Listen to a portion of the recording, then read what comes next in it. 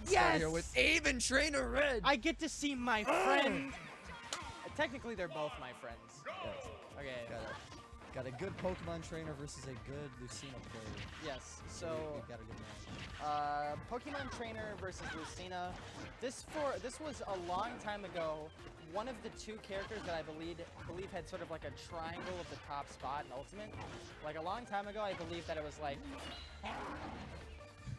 Bro, wait a minute. What is Why did you going air on? dodge? Oh. Wait a minute. Yeah. Okay. That was so close. Okay. But a long time ago, I believe there was like a triangle of top competitors in Ultimate.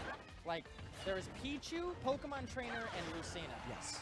And I can agree with this. I believe that Pokemon Trainer beat Pichu. Pichu beat, wait, hold on. No. No. Lucina beat Pokemon Trainer. Pokemon trainer beat Pichu. Pichu beat Lucina. Yeah, there you go. There we go. Yeah. I was gonna say I know this triangle existed in the day, and then updates. And As you can tell, it's been a while. yes. Yes, Pichu is like not really viable anymore. Like, yeah, he's viable, but like, I hate him. I don't know. I wish he was viable. Yeah. Rest in peace, bad Pichu. But Pokemon trainer's still viable. both of these two are very still valuable. Yes. You sort of see the amount of Lucinas dying as the game moves on. A lot of people play Lucina. Don't air dodge. One thing you have to understand about Abe is that he goes deep with basically all of his Pokemon. Since you have multiple recoveries with multiple different mons, you can sort of afford to do that. Especially the old school Ivysaur switch in the Charizards. Yeah, it's still a classic, absolutely. See, in this situation here, Trainer Red's just keeping him on edge, trying to keep him off stage as much as possible. It was a good edge guard. That was nice. Another stock on this one. Mm-hmm. But I don't know what Abe's trying to do here, but it's not looking good. I'll give him that. Trainer Red's jumps to get past a lot of like setups that Abe likes to go for are just really well timed right now. Trainer Red's just sort of playing on his A game. There's a lot with Ivysaur is a lot of like waiting for your opponent to mess up and then you do like 30 damage all of a sudden. But Trainer Red is dodging it. He's I think it's just he's played against Abe and Pokemon Trainer a lot in this game. I guess he's learned the matchup a little too well. And I don't know if Abe's learned this matchup. Well, I was gonna say a lot of people stop playing Lucina because the appeal of Lucina very early on is that she's a very simple character. Yes. But people start to play the game a little more, people learn their mains a little more, Yes. and then you can sort of afford to play harder to learn characters. So a lot of people sort of like forget how just viable the sword fighters are.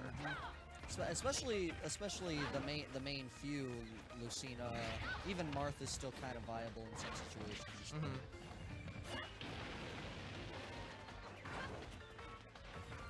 Really? Okay. Oh! Hey, baby! What? That was a weird hitbox thing right there.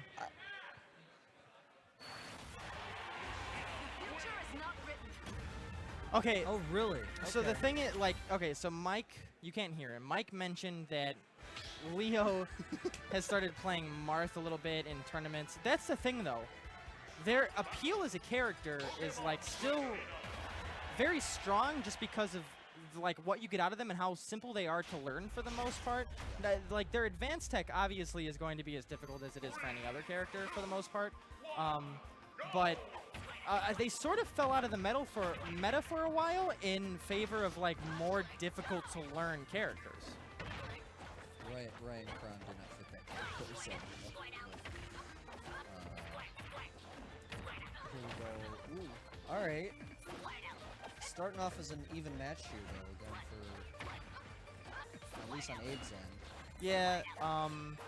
This is sort of a lot of back and forth. Spacing from Abe has been really good so far. Oh. He is. Oh no, he missed. Oh, he missed it. Oh, and that could have been bad. That could have been the biggest turnaround in the game. He was just able to get that decent recovery. If he, if he read that and countered, he would have been dead. Yeah. It's such a 50-50 move, Flavor's. You can do it right, or you can, like, against characters like Lucina, It's very risky. It's a bad day. Yeah. So the thing that Trainer Red is doing a lot better than I'm used to him doing as well is his edge guarding has gotten a lot better. Lucina, you might not know it because like she doesn't have a projectile, but she is one of the best edge guarders in the entire game.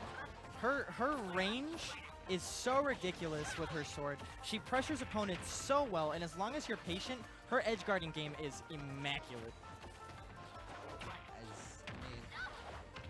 I know for the most part, yeah, her range is really good, which is what makes that, you know, whole, I guess I wouldn't say spacing game of hers very good, because there really is no spacing with sword use.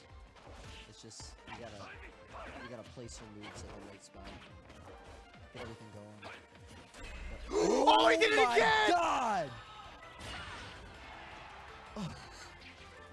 That's twice! I didn't think that had enough charge in it to actually break shield. I didn't think so either. I'm just, yeah. Ignore my babble. Just watch the match, guys. Ooh, Trainer Red. That was a really risky forward air, actually. It was. But he's going. Ooh. All right. Back on stage. But can a recover? Ooh, there we go. That was aggressive. That was nice. He hasn't been super aggressive off ledge this set, so that was a good decision. Yeah. I think being aggressive in this whole game in general probably is a way to switch things up a bit, because he kept getting bodied first game by just tons of pressure. So just seeing a little more. Oh, there we go. Down throw. Playing a risky game, you're a heavyweight. Yeah. Like, what are you doing? Able to dodge that shield break. Abe just sort of baiting him out, not doing anything though with it. Once again, a very patient game from Trainer Red so far. It looks like it.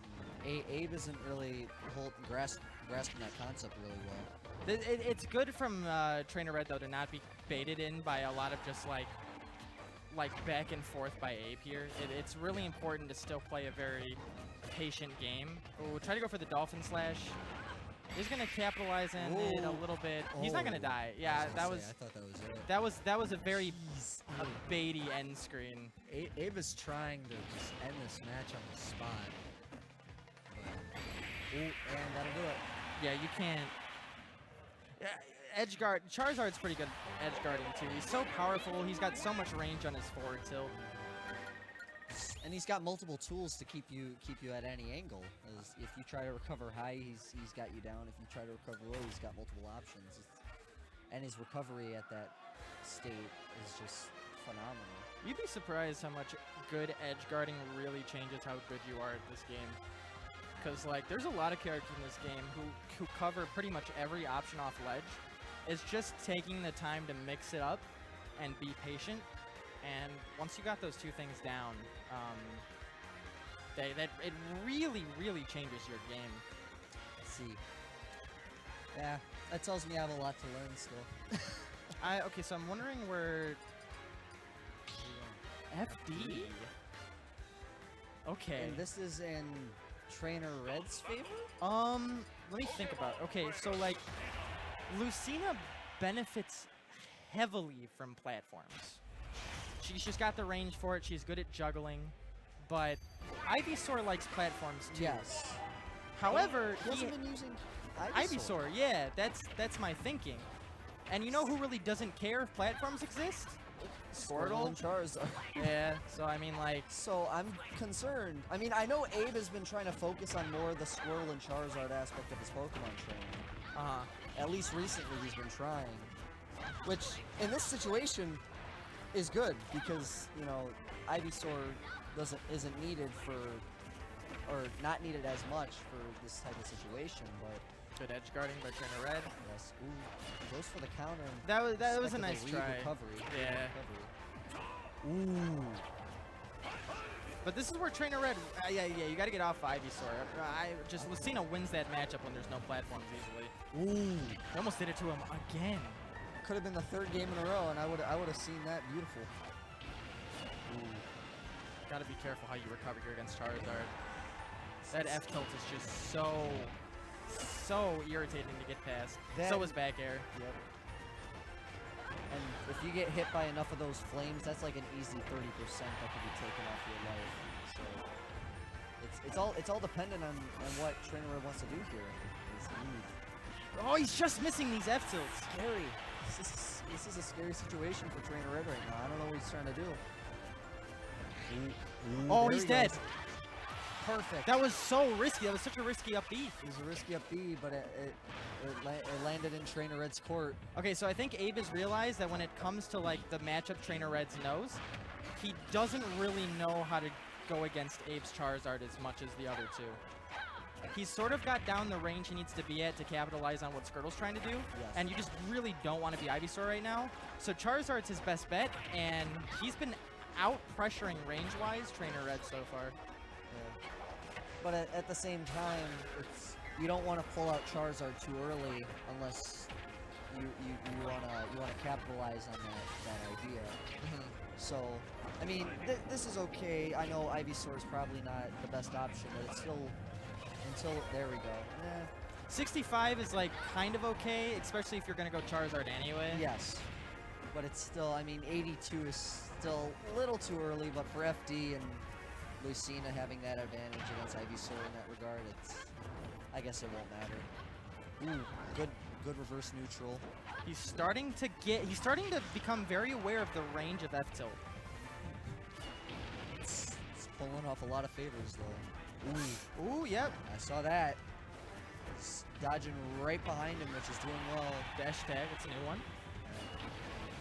Charizard dash attack. Who sees that? who sees that move? Yeah, ever. Like, never, basically. Tried to go for fair, not quite gonna do it. Back air does it. You need to be aware of the range at all times, even when edge guarding. It's a dumb idea, but for his last stock, I just want to see Abe do like a flow blitz or something. I don't know. But now working up percent is kind of difficult with Charizard. That's true. So maybe you should go back. No, I would say go back to Squirtle, but he's too high percent. He'd die immediately to something like a 4-2. Yeah, you might as well stay at Charizard because you're gonna go back to Squirtle anyway once you die. Right. So it's all strategy basically. Yeah. He keeps getting up in the flamethrower, and I'm not sure why. Ooh. Nice air dodge from Abe, missing up in that up tilt, or up air, which would have killed him. Up in there. Okay. He got the forward tilt. He got it. That's the last stock coming from there, but. And you know Abe wants to get back on Charizard ultimately, but he's got to go through Poke. Oh my goodness! We almost saw Squirtle die. Just die. We just. Oh! No, he's not dead. He's not dead, but that was beautiful. Yeah, he's dead. Look at that goodness. conversion right there. Yeah. That was beautiful. That's what you use Ivysaur for right there. That's Absolutely. pretty solid.